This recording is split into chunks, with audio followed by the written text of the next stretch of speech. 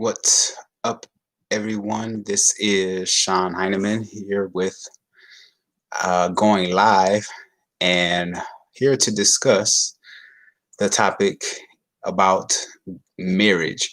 And the question at hand is it too soon to get married?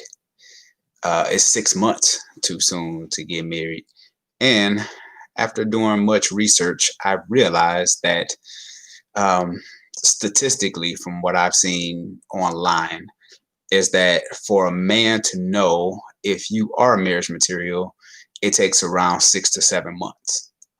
So I find that quite interesting because for me, I married my wife in 6 months. I don't know if you all are familiar with the story, but oh, and if you are with me, make sure you say something in the chat room if you have any questions or comments. I'll be answering those as well. But if you don't know the story, my wife and I, of course, I met her on Instagram. You might have heard a little bit of it on my YouTube videos. And when we met on the DM on Instagram, and we were talking. And it's like as time went on, what I realized is that she was definitely something special. She was someone very special. And I kind of, at the time, what makes this interesting is she didn't like originally in my head when I was thinking about remarriage, I was thinking more of someone that was like, my age, or possibly, a year or two older. Like I had this person in my mind already, um, about like the person that I wanted in my mind. I already had that set. And when I met her and she told me, her age and our age difference, and at first I was like, I don't know if I want to, go through this and, marrying somebody that was like 12 years younger than me. And, you know, it was her conversation, like everything that we talked about. And she grew up with old school parents. So we're kind of in the same vein when it comes to that.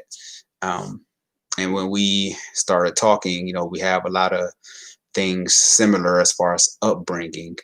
And if you have any questions, make sure that you type them on the side of the channel on the side. This is my first time going live, so I just wanted to see how this worked. I won't stay on here too long. Um, yeah, so when we were talking, she, of course, lived in a different state than me, and I lived in Arizona. She was in Texas, and I went to go visit her. I think it was like Memorial Day weekend or something. Went to go visit her then, and that's when I realized that she was the real deal. Like she was everything that I thought. Because we had talked for at least um, almost 2 months before I actually seen her.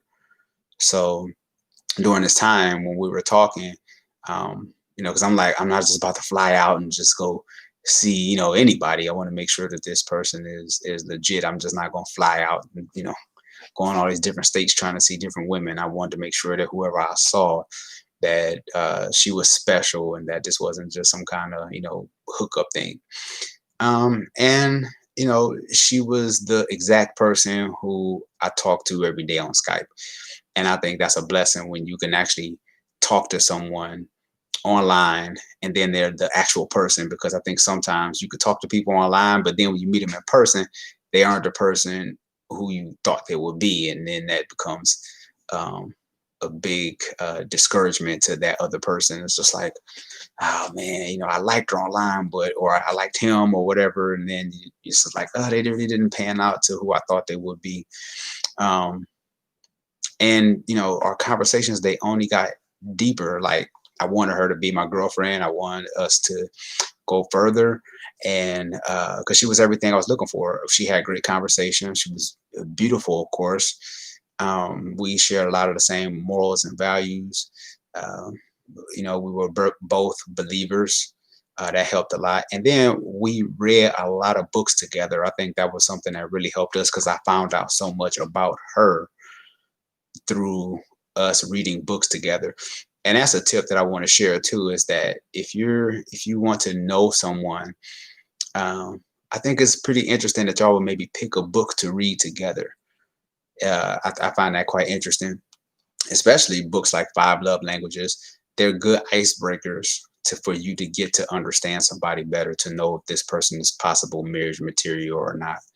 So I think that's something that can really come into play. We read at least 5 books together, but during that time I learned so much about them, because I think a lot of times when we're dating someone, we look at just these basic questions, but through reading, you can say, hey, what do you think about this, or what do you think about that, and then that's when they start to go into rabbit trails and start talking about things in their personal life, and that's how you find out so much more about that person.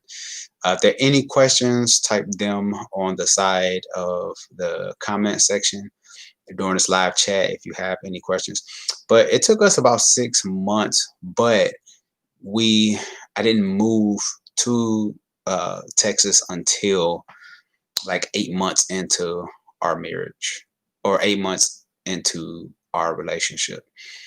We had married like in 6 months, but then those other 2 months, uh, I end up still living in Arizona, and then eventually I end up relocating to Texas. And here's some good questions, I believe, that help you find out if this person is marriage material. And I think I alluded to it earlier about having the same morals and values. I think that's important. Kids, you can ask them about kids. How do you feel about that, especially if they don't have any? Um, because at the time, my wife had uh, a son and I had a daughter. So that was kind of like an even playing field kind of thing. You meet somebody and you like how many kids you have, right? um, and she wanted to know, are am I going to have, did I want to have more kids? At the time I was like, no, because in my head I had already made up in my mind that I was done with having kids, right? That was like, at the time my daughter was like 14, and I was like, I'm pretty much done. But over time, the more time we got to spend together, and seeing how much, because she has a big family, and seeing where she come from and stuff like that, and I loved her, and I didn't want to just give up on us just not having kids, right? So eventually, we ended up having 2 more kids together. And now I'm done. There will be no more kids. But 6 months can be, if you're just kind of just dating around, if you're just dating multiple people and you really don't focus on that one person, I believe 6 months could be too short to try to marry somebody. But I think if you're more laser focused into meeting and talking to one person, and you get to really know them inside out, because you hear a lot of people who say you never really get to know somebody in 6 months, and I believe that. But at the same time, it, it takes a lifetime to know someone, right? Like, you're always evolving. You're either progressing or you're regressing. There's no middle ground.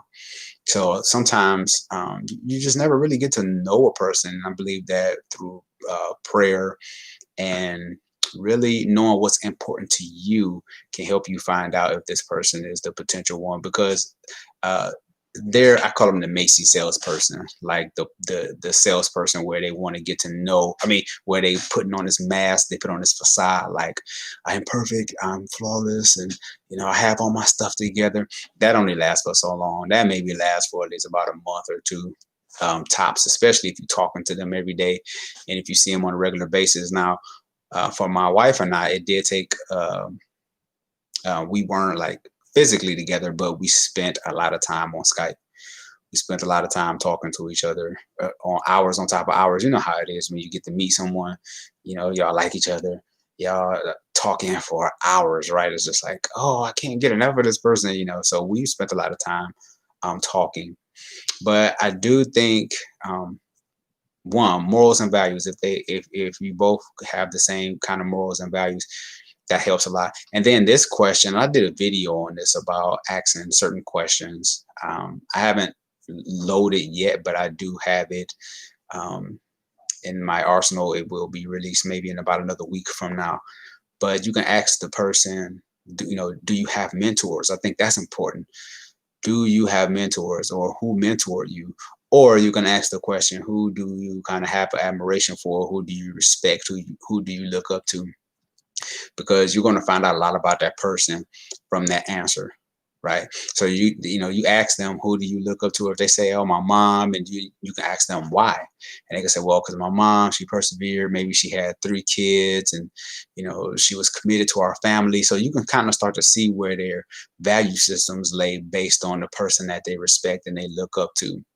I think that really helps a lot as well. And this plays huge with men too, because I believe there's a lot of men who don't have mentors, and they kind of just raised off of TV or media, and they really never have no direction in the way that they want to go when it comes to being what a man looks like. But if you have a mentor or a father, those guys, they kind of help you in the process and becoming a man. And so as a woman, this is important that you ask him, who do he look up to? Who's kind of what kind of, and I have a question. What kind of boundaries do you set to avoid sexual intimacy whenever you were in the same city during the dating period? Yeah, that's a serious question. The question is, what kind of boundaries do you set to avoid sexual intimacy whenever you were in the same city during the dating period?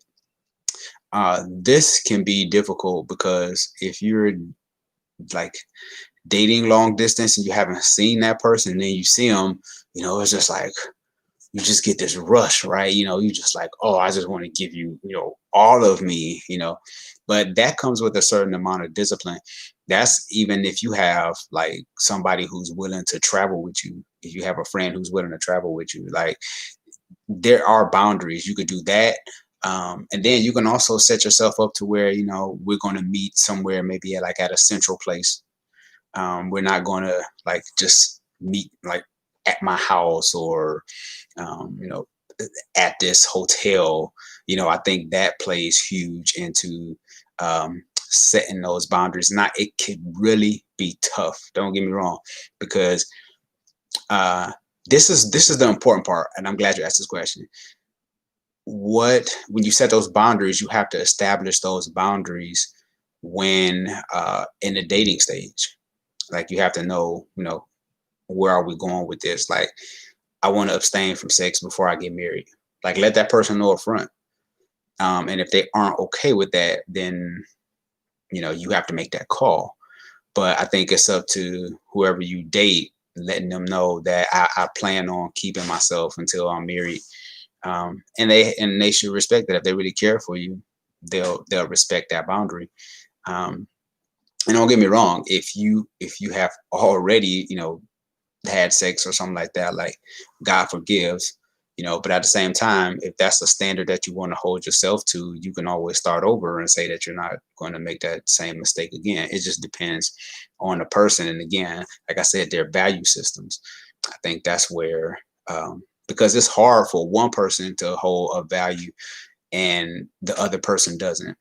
Like, it's easy for them to cross that boundary because they're like, hey, I'm trying to have sex. And you're like, no. Now if that's something that y'all both are willing to abstain from, it helps the process. If that answers your question. Hey, Kaya, is it Kaya? I hope I'm saying your name right. Yes, Kaya is. I definitely appreciate your support over the time since I met you. I believe on one of those platforms that we were on Patreon, and I believe I met you there. But I definitely appreciate your support during this time and supporting the channel and stuff like that. So yeah, what's up, Kaya? Do you have any questions? I'm just talking about the whole process and dating. And is 6 months too soon to marry someone? I asked that question on Twitter the other day, and this lady, she told me 1 to 3 months. I mean, 1 to 3 years. She said she would give a guy 1 to 3 years to marry, to propose marriage to her. And to each his own. Everybody has their own path. There's no judgment here. But for me, I'm not a person. If I find myself really liking you, then I'm not going to spend too much time just like dating, because I'm like, if I really care for you and I know you the one, it's already been confirmed, why not marry you? You know. But everybody move different. I don't know if 6 months is too soon. Some couples have surprised me, but I'm not doing it. Yeah, I totally understand. You don't do it. It's not for everyone, believe me, because sometimes you can date somebody in 6 months. Sometimes you can date somebody for years and they never propose marriage to you, and you just like, I wasted a whole bunch of my time with you, and it just never, the relationship never materialized. I think a good one, a good question to ask too is, where do you plan on going with this? Do you see marriage in our future? Or, do you see marriage as something that you plan on doing? That was something that my wife and I, and again, this isn't the blueprint to a healthy relationship. I'm just giving you my experience. How long into the relationship did you know you want to marry her? Uh, we talked for at least 2 months. Every day, like break time, lunch, we talked all the time. We were on Skype, lunch breaks. After about, we married in 6 months. So after about 2 months, I asked her um, to be my girlfriend, if that's what people do nowadays. I just knew what I wanted. And going through a divorce, um, I had to do some healing. I had to rediscover me and find out who I am and what I like. And that helped me make a clearer decision from the mistakes that I made before, and me learning to heal as an individual. So I think that helped me. I felt pretty good about knowing that my wife was the one for me, because I'd done some work on myself in the process. Um, are there any more questions? Great questions, by the way. This is my first time doing this live. Um, and I was just thinking, with the 6 months, also, uh, getting to know that person. I think if you are in the same state, I think that helps a lot too, because my wife and I were long distance, so it kind of added a little. I don't know the term for it, but we had these questions, right? Like, I wonder what it's going to be like to be with this person all the time, or being under the same roof and things like that. Um, and I wasn't going to marry her if I was going to move and relocate. We had to marry. Like, I wasn't going to relocate and then we're just dating. Like, that was out of the question for me. So this was something that we had to agree on mutually. But it was, she wanted to marry, I wanted to marry, so I think that made a lot of sense for both of us. And then I think too, when you're talking to someone, some people don't want to get married. They just want to have a good time. They just want to, do their thing. But you need to know that, and don't be afraid to ask that question as well, to know if that person is serious about marriage or not. Because if they aren't, then you're wasting your time. And it's okay to tell that person no. It's okay to tell them that, I don't think this is working. Maybe we need to just keep it moving. And there's nothing wrong with that. I think sometimes we hold on people way longer than we need to, in fear of being alone. There's so many people out here, and there's nothing wrong with getting to know yourself.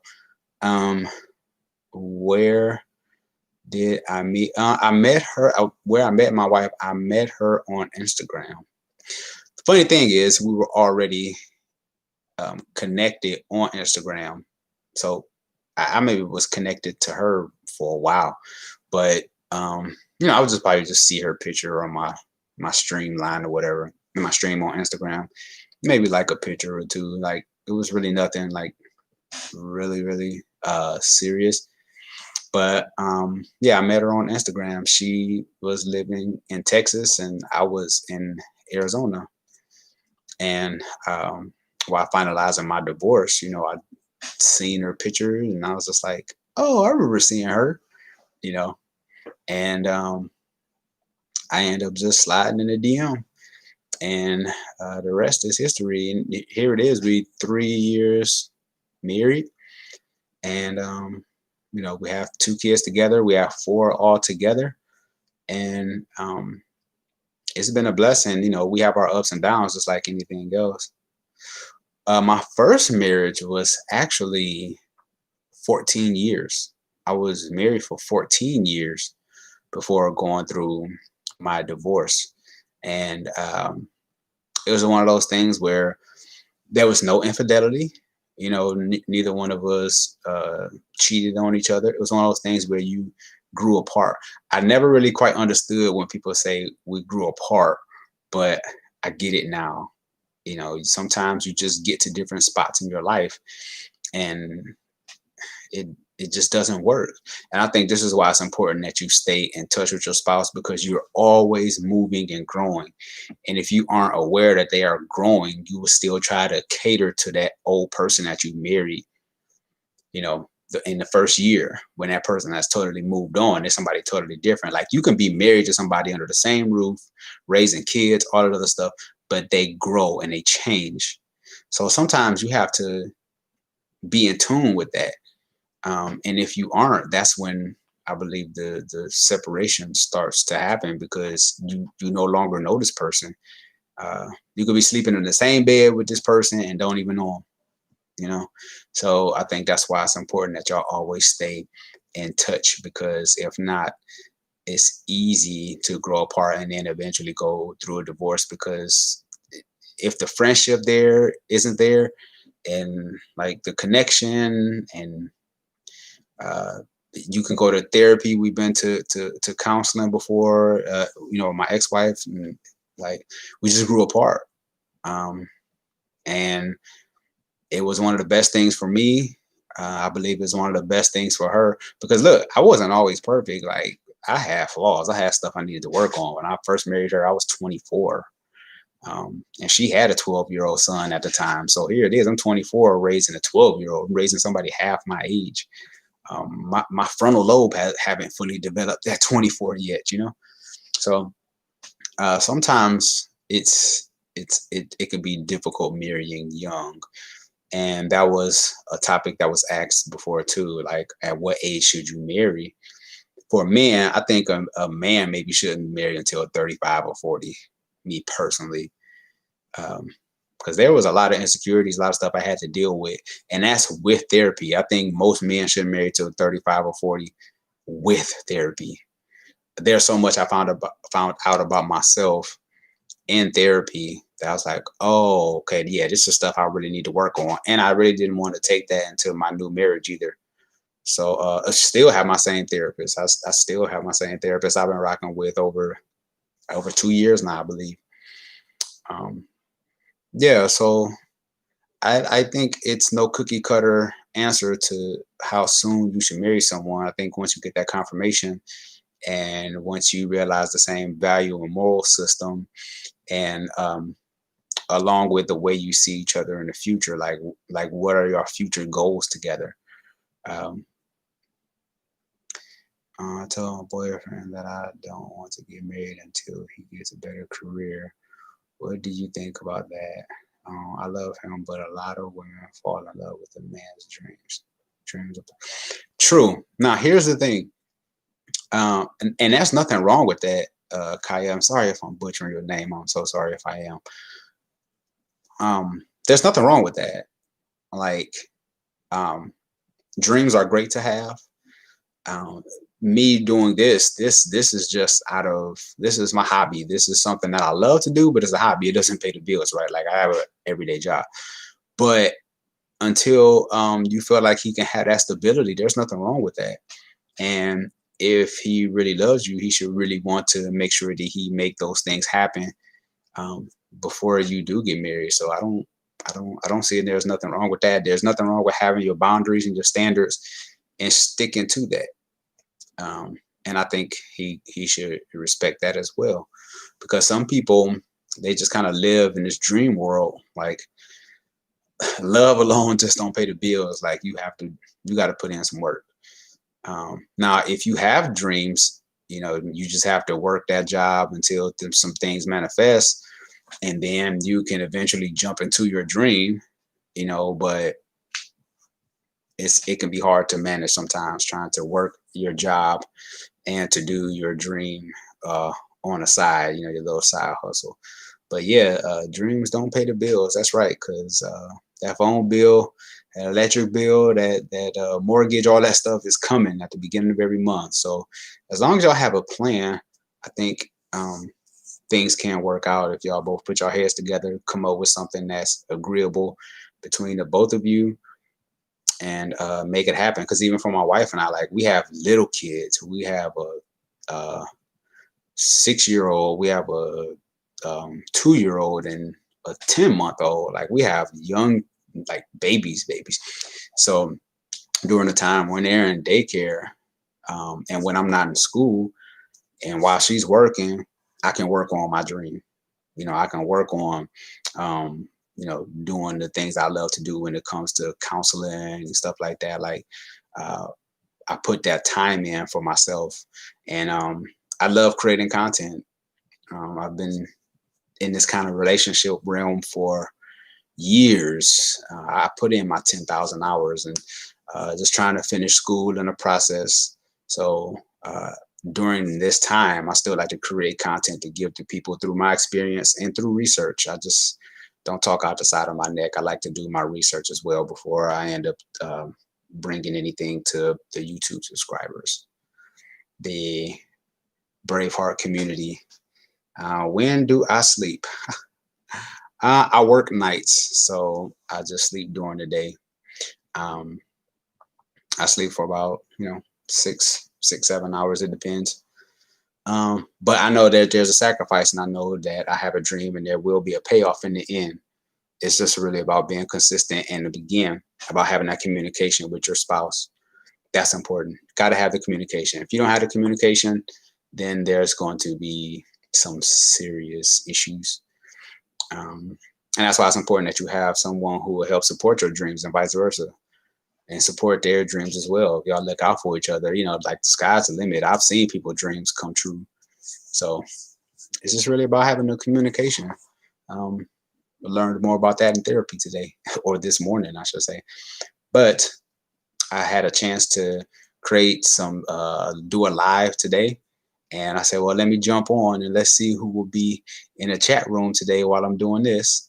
And let's see what happened. I don't know if I would do this more often. Maybe I'm not used to it. Maybe I'll just keep doing the videos. Are you all okay with me uploading a new video every week? Also, or do you prefer every 2 weeks? Like, how do you prefer the videos? You want them every week, every 2 weeks? And then, if you also notice, I'm doing a pilot with my good friend Vince Fruqua. We're doing a podcast called Two Divorced Guys. So it's on YouTube, and it'll also be available in audio form in the form of podcast. So we're going to do some episodes and see how that work. And it's basically our experiences, two divorced guys who remarried. Like, what does that look like? What does that look like as a man who remarried and or who divorced and then got out back into the dating world or whatever, and then remarried, and how do you find that right person? So we're going to do some episodes and see how that go. One of them are available now. Also, make sure that you subscribe. There aren't any more questions because we're coming up on 30 minutes. If there aren't any more questions, feel free to share the content. And if there's any topics you would like for me to address, let me know in the chat. And I will definitely appreciate that. Make sure that you share the video. I'm almost at 1,300 subscribers, so it's coming along pretty good. I'm excited about the channel. I'm excited about all the Brave Hearts community who is supporting. And also got some Brave Hearts t-shirts. We finally got them made. I don't know if you all seen them on Instagram or on Facebook. I also have It's Scary to Remarry. I have a group page on Facebook. So if you aren't a part of that, just type in It's Scary to Remarry or send me a friend request, and we can get you in the community. And if you have any questions, it's a growing community. I'm excited about that. Thank you all for your time. This is Sean Heineman at It's Scary to Remarry. Take care, people.